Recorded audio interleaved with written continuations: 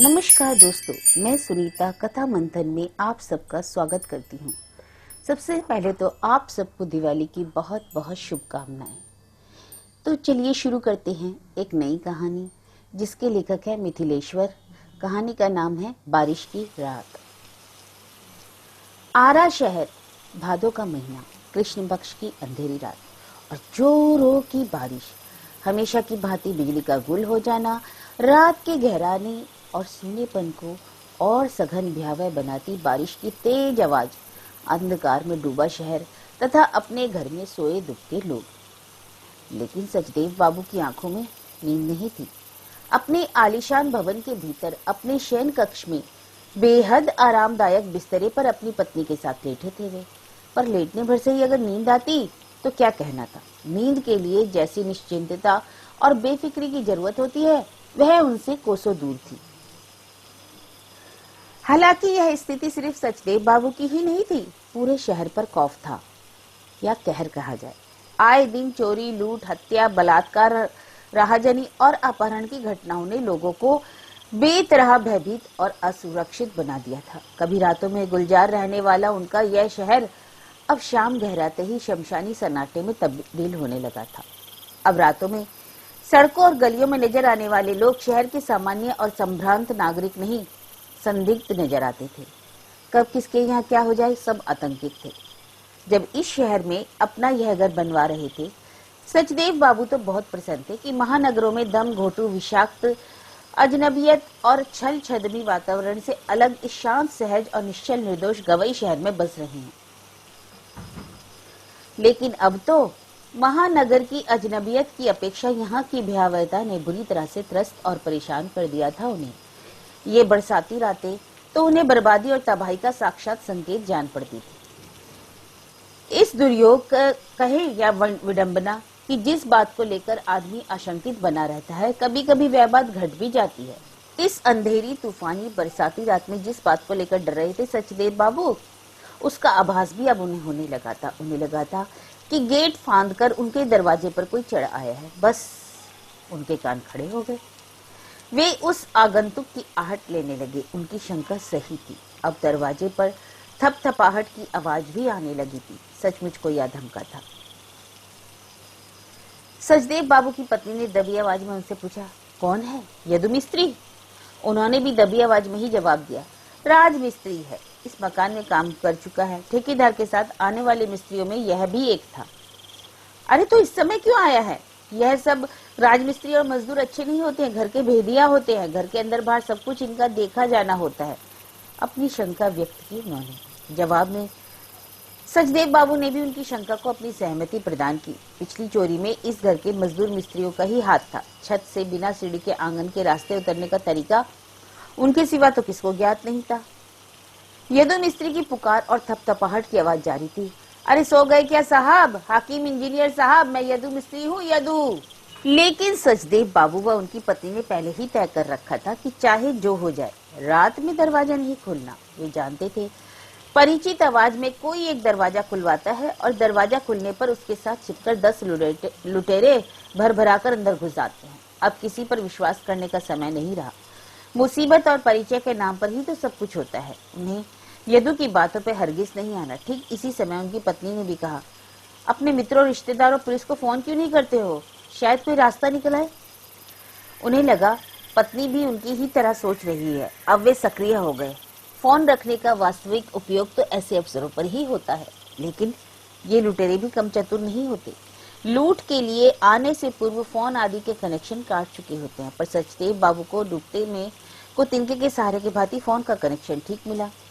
बस वे डायल घुमा, सजग सतर्क हो अपनी इच्छित जगहों पर तत्क्षण बोल उठे धीमी आवाज में, ताकि बाहर यदु को उनकी आवाज सुनाई न पड़े। वैसे भी उनके शयन कक्ष और कमरों की बनावट ऐसी थी कि बंद दरवाजों और खिड़कियों के भीतर की आवाज बाहर नहीं पहुंच पाती थी।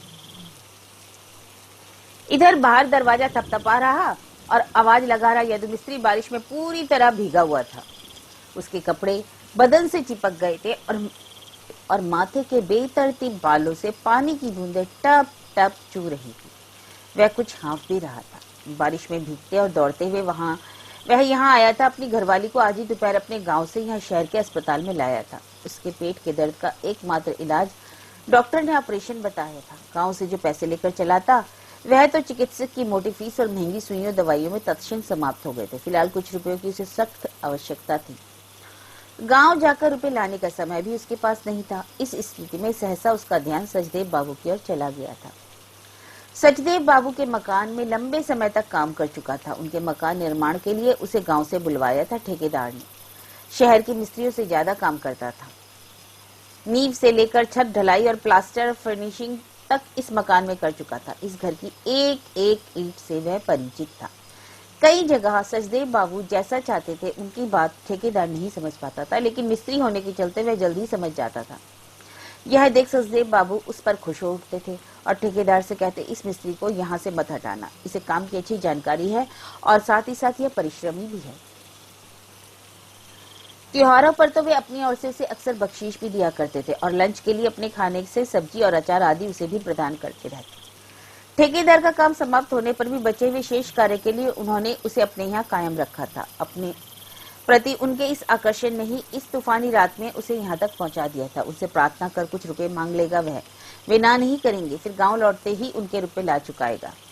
यह तो जानता था कि बाहर के गेट से आवाज अंदर नहीं पहुंचती, इसलिए गेट फांदकर बालकनी में मुख्य दरवाजे के पास आ गया था। चूंकि सचदेव बाबू मिस्त्री मजदूर के बीच बड़े साहब, हाकिम और इंजीनियर साहब के नाम से ही विख्यात थे, इसलिए उसी नाम से वह आवाज भी लगाता जा रहा था। उसकी आवाज पहचानने के बाद सचदेव बाबू चुप नहीं रहेंगे, लेकिन कुछ देर तक जब उनके यहाँ से कोई जवाब प्राप्त नहीं हुआ तो यदु को लगा कि डर गए हैं सचदेव बाबू। यह बात तो वह जानता था कि परिचित आवाज में लूटपाट की घटनाओं में से अब किसी पर भरोसा नहीं रहा। सचदेव बाबू के यहाँ आ रहा था तब भी यह शंका उसके मन में थी, लेकिन अपने प्रति उनके आत्मीय एवं स्नेहपूर्ण व्यवहार को याद कर अपने मन की शंका को झटक दिया था। उसने सचदेव बाबू ऐसे नहीं हो सकते। अभी भी उसे इस बात का पूरा विश्वास था कि अगर उसकी आवाज पहचान लेंगे तो सचदेव बाबू अवश्य दरवाजा खोलकर सामने आ जाएंगे और उसकी मदद करेंगे। इसलिए दरवाजा थपथपाते और आवाज लगाते हुए वह डटा हुआ था।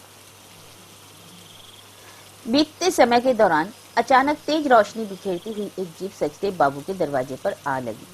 यदु को लगा या तो सचदेव बाबू के बेटा पतोहू या लड़की दमाद या अन्य कोई रिश्तेदार आ गए हैं। अच्छा हुआ, अब सचदेव बाबू का दरवाजा खुलेगा और उसका काम भी हो जाएगा। लेकिन यह देखकर आश्चर्य से उसकी आंखें खुली रह गई कि जीप से पुलिस के जवान तेजी से उतरे और उसकी तरह ही गेट फांदकर उसकी ओर बढ़ चले। एक क्षण के लिए तो वह भयभीत हो गया। काटो तो उसकी देह में खून नहीं, लेकिन जल्दी अपने को संयत कर लिया उसने।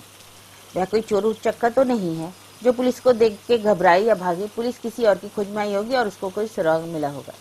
ठीक उसी समय सचदेव बाबू दरवाजा खुलकर सामने आ गए। अपने गेट के पास आती हुई पुलिस की जीप उन्होंने खिड़की से ही देख ली थी। पुलिस इंस्पेक्टर ने उन्हें देखते ही कहा, हमने इसे ऐन मौके पर पकड़ लिया इंजीनियर साहब, लेकिन यह तो कह रहा है कि मैं राजमिस्त्री हूँ, साहब का घर मैंने बनाया है, मैं किसी मिस्त्री को नहीं जानता। बेतकल्लुफी से कह उठे सचदेव बाबू। यह सुनकर उनकी और मुखातिब होते हुए जोर देकर बोला, यदु, मैं यदु मिस्त्री हूँ बड़े साहब, यदु मिस्त्री। मुसीबत में फंसकर कुछ रुपयों के लिए आपके यहाँ आया हूँ। लेकिन उसकी बात को अनसुनी कर दिया सचदेव बाबू ने तथा अपनी और प्रश्नवाचक दृष्टि से ताकते इंस्पेक्टर से कह उठे, मैं इसे नहीं जानता। उनकी यह बात यदु के कलेजे में तीर जैसी लगी। कटकर रह गया वह। अपने कानों पर उसे विश्वास नहीं हुआ। उनसे पुनः ऊंची आवाज में कहा, मैं यदु मिस्त्री हूँ बड़े साहब, आपका चहेता यदु मिस्त्री। एक क्षण के लिए सचदेव बाबू के गले में आवाज फंसती सी जान पड़ी, लेकिन फिर जल्दी गला साफ करते हुए उन्होंने इंस्पेक्टर से कहा, ठेकेदार के साथ आने वाले मिस्त्रियों को मैं नहीं जानता, उनमें से किसी को भी नहीं पहचानता। तो आप मुझे नहीं पहचानते? मैं मिस्त्री नहीं, चोर हूँ। इस बार यदु की आवाज बदल गई और उसका पूरा बदन तन गया। जवाब में इंस्पेक्टर ने उसे डांटते हुए कहा, चुप बदमाश, अकड़ रहा है? इस मोहल्ले में बहुत उत्पात मचा रखा है तूने। आज पकड़ में आया तू। और साथ के जवानों को आदेश दिया, ले चलो इसे। लेकिन इंस्पेक्टर की डांट के बावजूद कड्डी वसूली चलाने वाले उसके हाथ की मुठ्ठियां कस गई तथा आग्नेय नेत्रों से सचदेव बाबू को घूरते हुए गरज उठा हुआ, तो आप मुझको नहीं पहचानते? मैं चोर हूं तो अब उसी रूप में आऊंगा, अब उसी रूप में पहचानिएगा। साला धमकी देता है, एक तो चोरी ऊपर से सीना चोरी दोनों। इंस्पेक्टर साहब ने कसकर उसे एक हाथ लगाया। वह दर्द से कर्रा उठा। शायद कुछ घा चोट लगी उसे, लेकिन उसकी बातों में से उसके कम दर्द का अनुभव नहीं किया सचदेव बाबू तथा उनकी पत्नी ने। वह कहकर गया है कि अब चोर लुटेरे के रूप में ही आएगा, उससे कुछ भी तो गोपनीय नहीं, सब कुछ उसका देखा जाना है। अब क्या होगा? उसे ना पहचान कर उन्होंने अच्छा नहीं किया, लेकिन ना चाहते हुए भी उन्हें ऐसा करना पड़ा। उनके भीतर अंतर्द्वंद अभी भी बना हुआ था। वे समझ नहीं पा रहे थे कि उन्होंने अच्छा किया या बुरा। हालांकि उन्हें लग रहा था कि यदु को ना पहचानना उनकी आंतरिक इच्छा नहीं, समयगत विवशता थी। पुलिस द्वारा यदु को पकड़कर ले जाने के बाद दरवाजा बंद कर पुनः अपने शयन कक्ष में आए वे दोनों पति पत्नी, लेकिन उनकी बेचैनी और घबराहट खत्म नहीं हुई। अशांति पूर्वतः बनी ही रही। अपने मन को शांत सहज बनाने के लिए बिस्तर पर लेटकर वे पुनः सोने का उपक्रम भी करने लगी, लेकिन शांति और चैन कहाँ। यह ठीक है कि वह अपने दरवाजे पर वे यदु की दस्तक महसूस नहीं कर रहे थे, लेकिन अब तो उनके मन पर सीधे सीधे दस्तक दे रहा था यदु, जो दरवाजे की दस्तक से ज्यादा भयावह और कष्टदायक थी। तो यह कहानी थी बारिश की रात, जिसके लेखक हैं मिथिलेश्वर।